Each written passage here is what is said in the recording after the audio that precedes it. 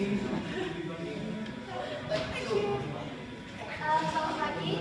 Pagi hari ini kami akan menjelaskan mengenai internet level parallelism. Pertama, saya akan menjelaskan mengenai konsep thread. Thread terdiri dari ID thread, program counter, register set, dan stack. Thread berbagi code section, data section, dan sumber daya sistem operasi dengan thread lain yang mengacu pada proses yang sama. Thread sendiri sering disebut sebagai live web proses. Keuntungan thread adalah tanda multi-threading mengizinkan program berjalan terus walaupun pada bagian program tersebut blok atau sedang dalam keadaan menjalankan operasi yang lain. Pembagian sumber daya. Thread membagi memori dan sumber daya dari proses sehingga aplikasi punya perbedaan aktivitas thread dengan alokasi memori yang sama. Keuntungan ketiga ekonomis. Mengalokasikan memori dan sumber daya untuk membuat proses itu sangat mahal. Jadi dengan adanya thread ini membagi sumber daya dari proses sehingga lebih ekonomis. Pemberdayaan arsitektur multiprosesor. Setiap thread dapat jalan secara paralel pada prosesor yang berbeda. Saya akan menjelaskan tentang thread memory. Pada dasarnya threading adalah keadaan di mana beberapa proses itu memiliki editor dan program counter, register set, dan stack masing-masing. Namun karena proses tersebut dijalankan pada satu program, maka proses tersebut bakal mengakses memori yang sama. Bahkan threading bisa berbagi satu prosesor yang sama. Selain keuntungan yang tadi dijelaskan manusia, ada beberapa masalah yang terjadi pada thread memory, yaitu pengembangan prosesor yang semakin hari semakin cepat. Seperti kita tahu kayak Pentium 4 sama Pentium i5 jauh lebih cepat i5. Terus pengembangan, namun di sisi lain pengembangan memori itu lebih kepada ukuran. Jadi ukuran fisik lebih kecil, namun ukuran data lebih besar. Nah, dari situ kecepatan memori tadi tidak dapat mengimbangi kecepatan prosesor yang terus semakin lama semakin cepat. Akhirnya terjadi bottleneck pada prosesor karena memori tidak dapat mengangkut data lebih cepat dari yang diproses oleh prosesor. Akhirnya prosesor akan lebih diam, idle, sehingga menyanyiakan pengembangan speed yang sudah terjadi. Solusinya, ada beberapa solusi yang ditawarkan, yaitu satu caching. Ya, kita sudah sering jelasin bahwa caching itu jadi kita mengalokkan ngirim data, jadi kita simpan data dulu, simpan data yang sering dipakai di special area, contohnya di RAM, supaya nanti saat dipakai lagi itu lebih gampang, lebih cepat diaksesnya. Prefetching ini kita mengirim data yang terlebih dahulu sebelum diminta ke cache. Jadi nanti saat di request data tersebut sudah siap di cache dan lebih gampang untuk diakses lebih cepat. Multithreading ini kita melakukan beberapa threading dalam satu permasalahan yang sama, satu program yang sama. Terus kedua ini kita menggunakan RAM yang jenis lain, yaitu contohnya DDR SDRAM. Kenapa DDR SDRAM ini berbeda? DDR SDRAM dia memberikan melakukan akses data tidak hanya pada rising tapi juga pada falling. Kalau kita lihat sistem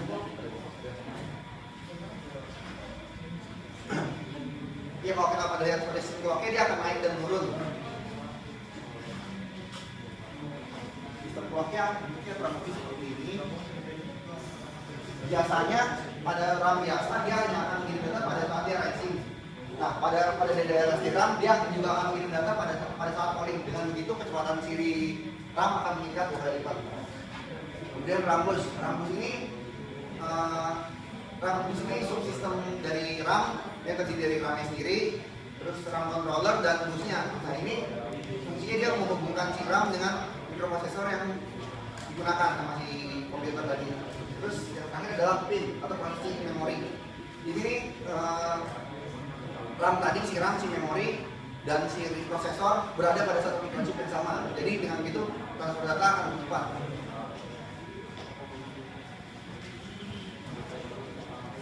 Selanjutnya saya akan menjelaskan tentang sinkronisasi thread. Sinkronisasi adalah suatu proses pengendalian akses dari sebuah shared resource oleh banyak thread, sehingga hanya satu thread yang dapat mengakses resource tersebut pada satu waktu. Dalam multithreading, sinkronisasi diperlukan untuk menghindari munculnya error dan kerusakan data yang terjadi akibat banyak thread yang mengaksesnya secara bersama. Object lock. Mekanisme object lock menjalankan aturan-aturan sinkronisasi sebagai berikut. 1. Satu thread harus memperoleh object lock yang diasosiasikan dengan suatu shared resource sebelum dia dapat masuki sumber daya terbagi pakai tersebut. Jika suatu thread tidak dapat dengan segera mendapatkan object lock,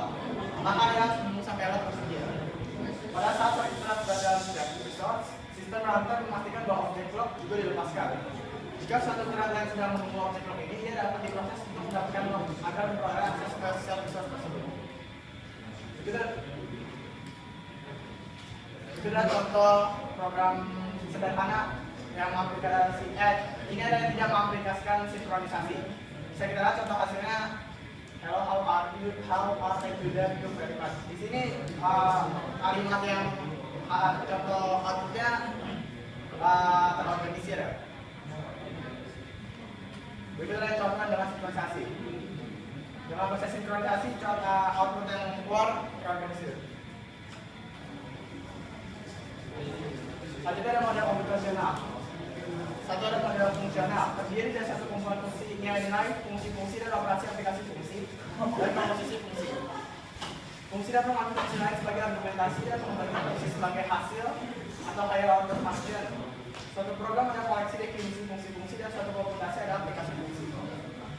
Model logical terdiri dari satu kumpulan nilai-nilai, definisi hubungan dan kesimpulan logis. Program terdiri dari definisi hubungan dan satu komputasi adalah suatu buku, di mana satu urutan kesimpulan.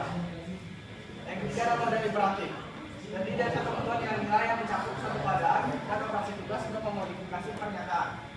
Pernyataan adalah kumpulan pasangan nilai nama dan konstanta dan variabel.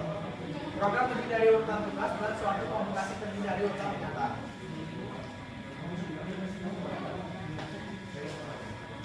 Saya akan jelaskan tentang arsitektur multithread.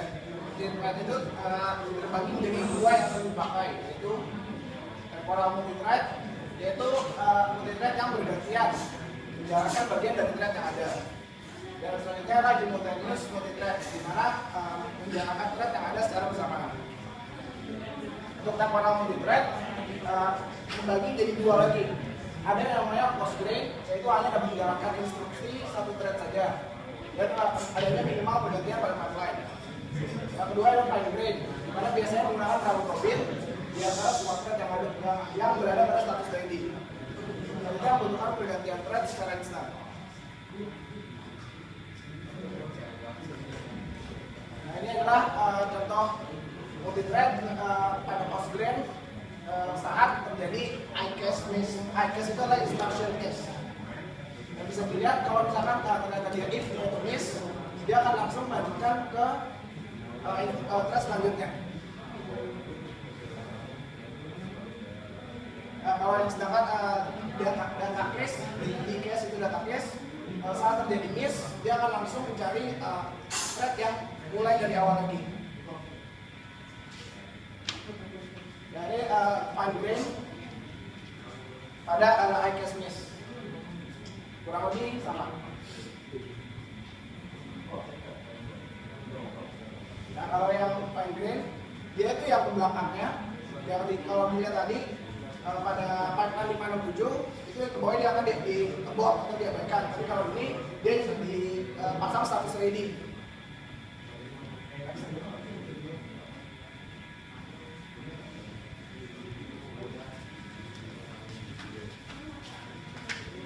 Selanjutnya saya menjelaskan simultaneous multithread.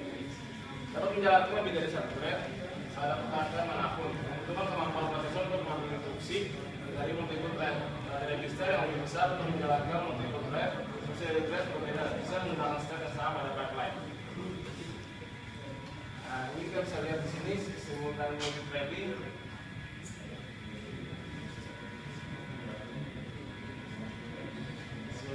Permasalahannya ada asymmetric maintenance style.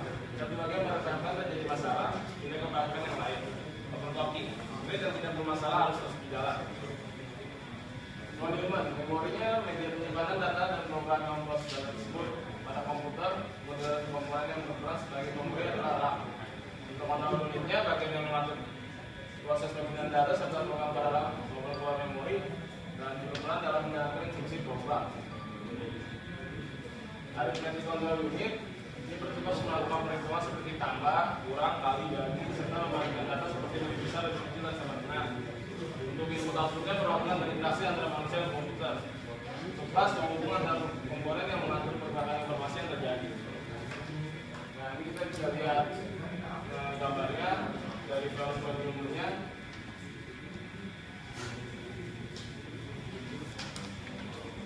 Untuk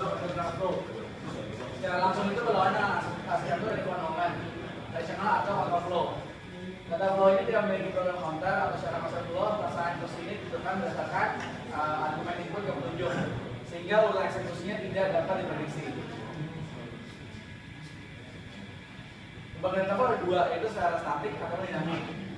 Data flow itu terjadi apabila setiap input mempunyai masing-masing token dan outputnya kosong.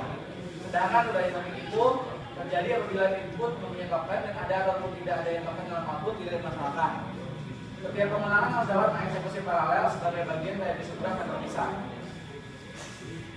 Beberapa dari data flow language, yaitu ada ID atau Undefined Data Flow Language, file, asal, large, dan sisal. Contoh penggunaan data flow ini untuk yang statik ada di MIT Static Architecture, di ID System, dan LAU. Untuk dynamic itu ada di Manchester Data Flow Machine, ada Data Flow Machine, di Driver Machine, Epsilon, dan MIT atau Motorola Motion System.